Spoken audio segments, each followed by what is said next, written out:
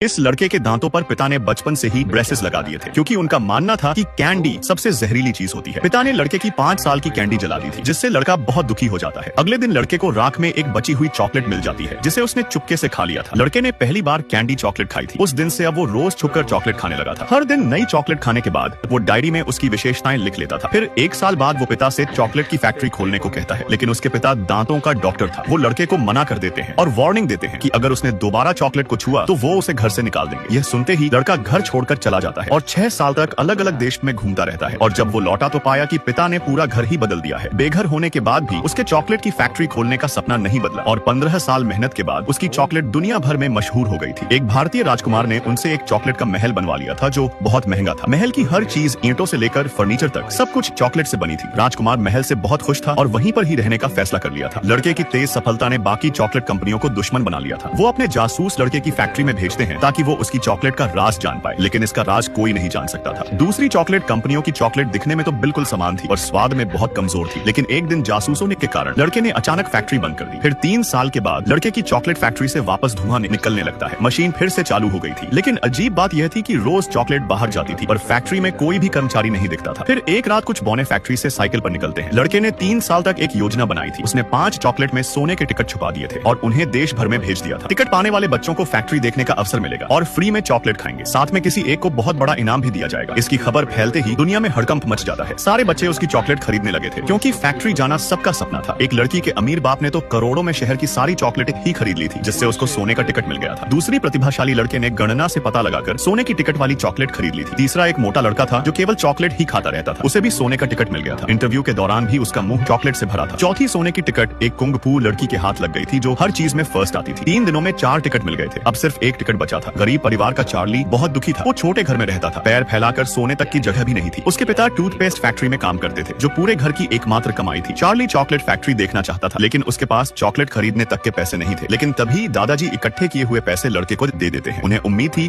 कि चार्ली की किस्मत चमकेगी। फिर चार्ली एक चॉकलेट खरीद लेता है। दोनों भगवान से प्रार्थना करते हैं कि उन्हें सोने की टिकट मिल जाए, लेकिन उस चॉकलेट में सोने की कोई टिकट नहीं थी। सारे पैसे खत्म हो चुके थे, जिससे निराश होकर चार्ली जब वापस लौट रहा था तभी उसे रोड पर $10 मिल जाते हैं। वो तुरंत जाकर उन पैसों से चॉकलेट खरीद लेता है।